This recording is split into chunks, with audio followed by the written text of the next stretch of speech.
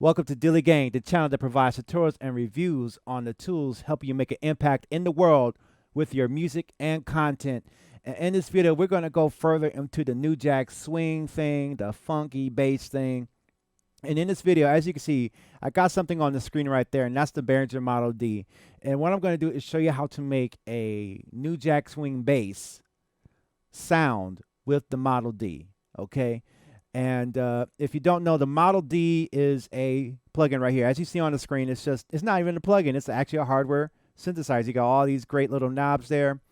And in this video, what we're going to do is just sort of take you step by step on how to first tune your Model D to make sure it's in key.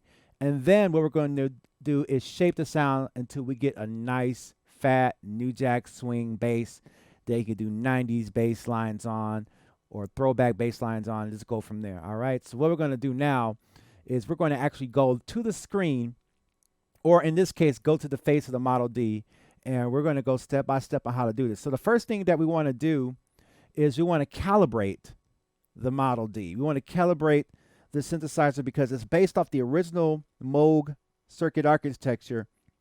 So in this case, when I turn on this knob here, the A440 on the far right, we're going to hear a sine wave come on. And that is our reference point for tuning the whole synthesizer to that key.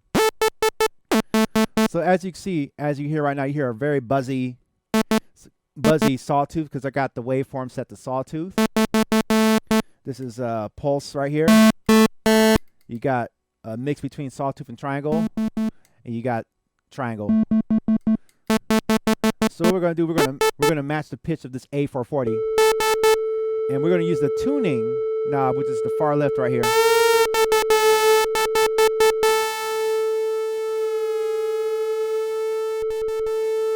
Till we hear them sound exactly just alike.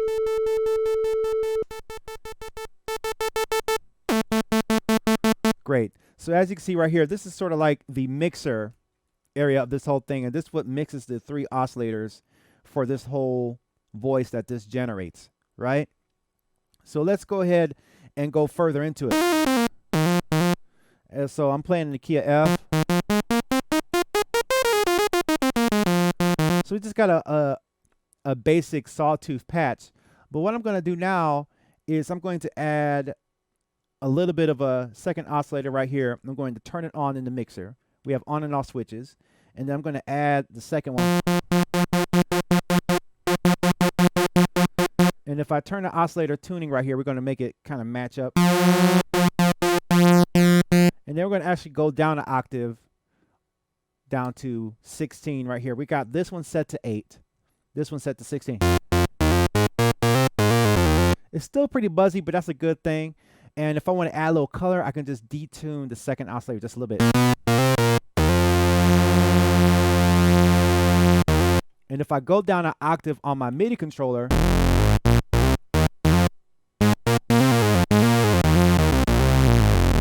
and what you're hearing right now is this synthesizer, just for clarification.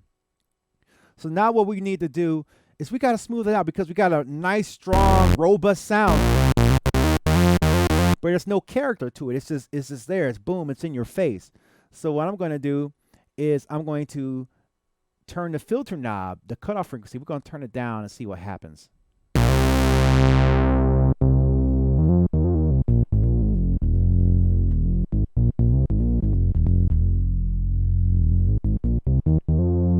So with that filter filters out a lot of the frequencies, a lot of the characteristics out of those sawtooth waveforms and smooths them down so that you can get more of a smooth sound. So now I'm going to add a little bit of contour to this. So and just for reference, the filter for emphasis is turned all the way down. And we're going to show you what happens when we turn that up.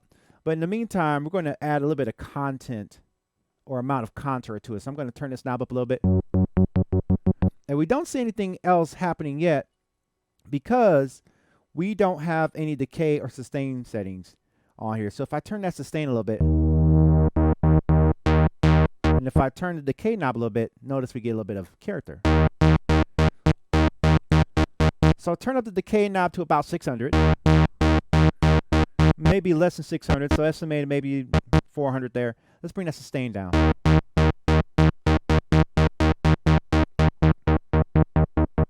Let's add some more contour. Now we're starting to hear a little bit of change in that sound.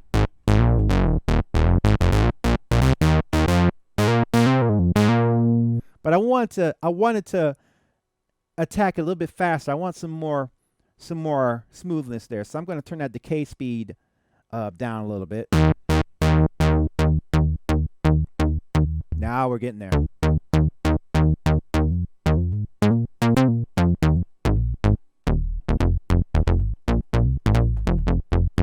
So we got a pretty quick decay there. We got a pretty low sustain level.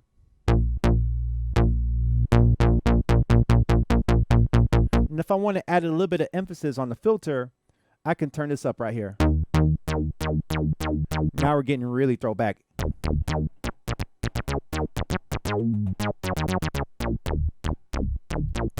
I want to really overemphasize it.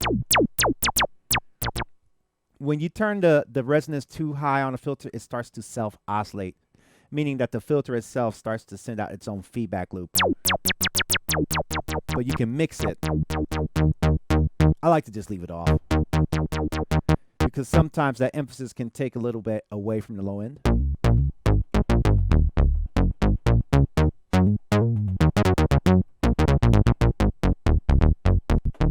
Which sounds great. And if I want to add a little bit more, I have a third oscillator here that's not even turned on. Let's see what happens when we add that.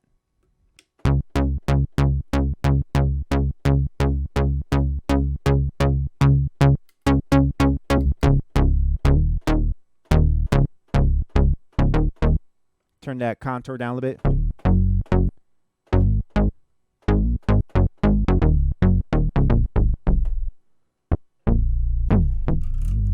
And I mean, you can really get funky with it. I mean, once I go take it up to the new keyboard.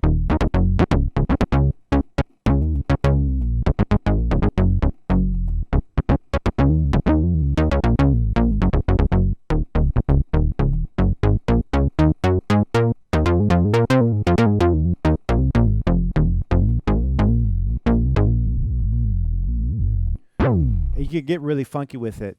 So just a quick recap. So I'm using just sawtooth waveforms in the oscillator bank. I got them all turned on. I got this one set to 8. This one set to 18. This one set to 32. I got them all turned on in the mixer. They're all at full volume here. They don't have to be. You can mix it to your preference. And then I have the filter turned just about almost all the way down, but I have the contour at about 6. There's no emphasis on this filter right now, meaning that I have this turned all the way down. The attack, there's not really any envelope going on, except the attack is at the fastest setting right there. We got a little bit of decay, and we got that sustain there, and we got a little bit of contour at about 6. The attack is set to the furthest to the left there. The decay is set furthest to the left, and the sustain is set furthest to the right. And that gives you that.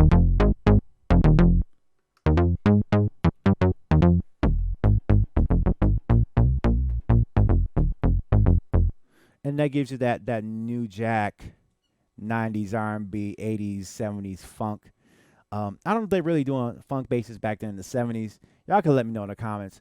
But that's pretty much how it's done. And if you like this type of content, let me know in the comments below. Hit that like button. Hit that subscribe button. Help me to grow this channel. I definitely want your feedback on this channel. And stay tuned for more from DillieGang. And I'm your host, Dillio. Thank you so much for coming to my new channel. And y'all see you in the next tutorial. And who knows what we'll put on next. I'll see you guys later. Peace out.